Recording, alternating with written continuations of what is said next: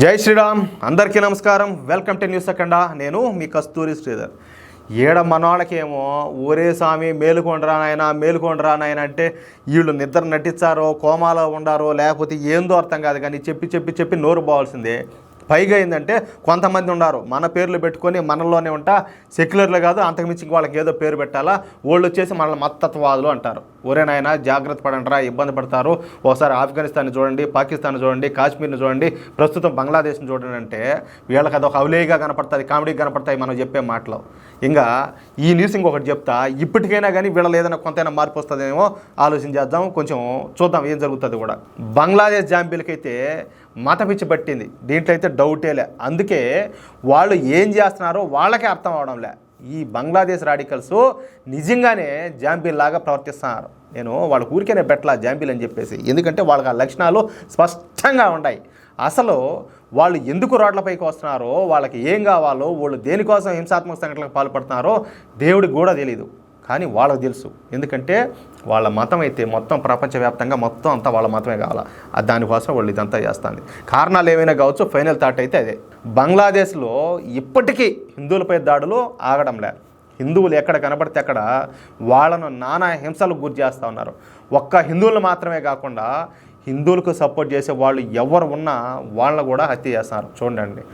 చూడండి, అంటే హిందువులను మాత్రమే కాదు, ఒకవేళ హిందువులకు ఎవరైనా సపోర్ట్ చేసేవాళ్ళు ఉంటే వాళ్ళను కూడా చిత్రహింసలకు గురి చేసి వాళ్ళని కూడా చంపుతున్నారు, కిరాతకంగా నరికి చంపుతారు. అది కూడా ఇప్పుడు అలాంటి ఘటనే, దారుణమైన ఘటన, మామూలు ఘటన కాదు, దారుణమైన ఘటన ఇంకొకటి కూడా చోటు చేసుకునేది.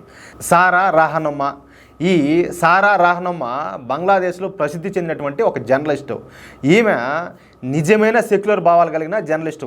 నిజమైన సెక్యులర్ భావాలంటే అందరూ అన్ని మతాలు సమానమే అనుకునే వ్యక్తులు అనమాట. ఇది ఇక్కడ కదా మనోళ్ళు ఆలోచన చేస్తూ ఉంటారు కదా, ఆ మాదిరిగా అక్కడ కూడా కొంతమంది ఉంటారు కదా. వాళ్ళలో అతి తక్కువ మందిలో ఈవిడ గారు ఒకటి. మత పిచ్చి ఈవిడికి చాలా తక్కువ, అందరూ సమానమే అన్న భావంతో ఉంటుంది. ప్రస్తుతం ఈ సారా గాజీ టీవీ అనే బంగ్లాదేశ్ మీడియా సంస్థలో పనిచేస్తుంది. ఈ గాజీ టీవీ కూడా సెక్యులర్ మీడియా సంస్థే.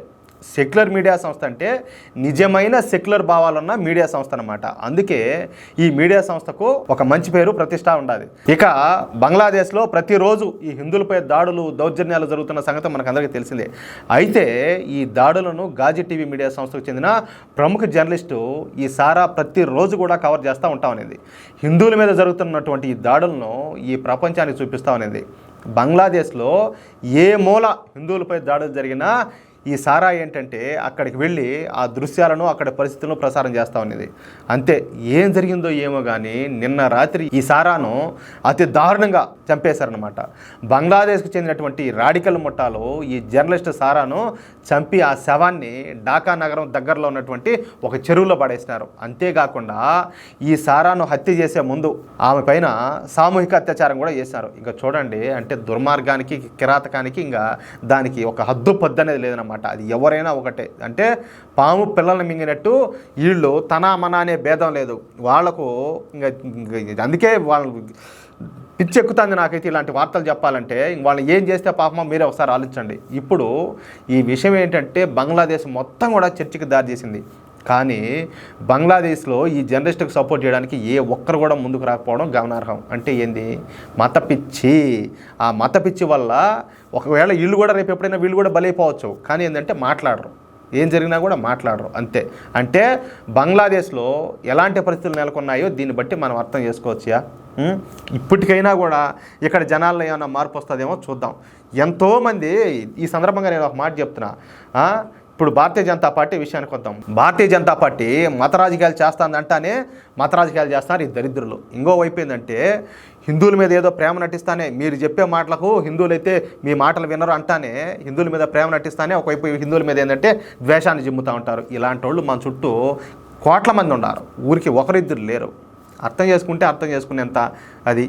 ఈ వీడియోపై మీ యొక్క అమూల్యమైన అభిప్రాయాలను దయచేసి ప్రతి ఒక్కరు కూడా ఖచ్చితంగా కామెంట్ రూపంలో తెలియజేయాలని చెప్పి కోరుకుంటూ, అలాగే ఈ వీడియో నచ్చితే దయచేసి లైక్ చేయడంతో పాటు మీకు ఎంతమందికి వీలైతే అంతమందికి షేర్ చేయండి. అలాగే ఇంతవరకు ఎవరైనా కూడా మా ఛానల్ సబ్స్క్రైబ్ చేసుకోకుండా ఉంటే ఈ వీడియో చూసేవాళ్ళు ఎవరైనా కూడా దయచేసి ప్లీజ్ మాకు సపోర్ట్ చేయండి, మన ఛానల్ సబ్స్క్రైబ్ చేసుకోండి. జై శ్రీరామ్.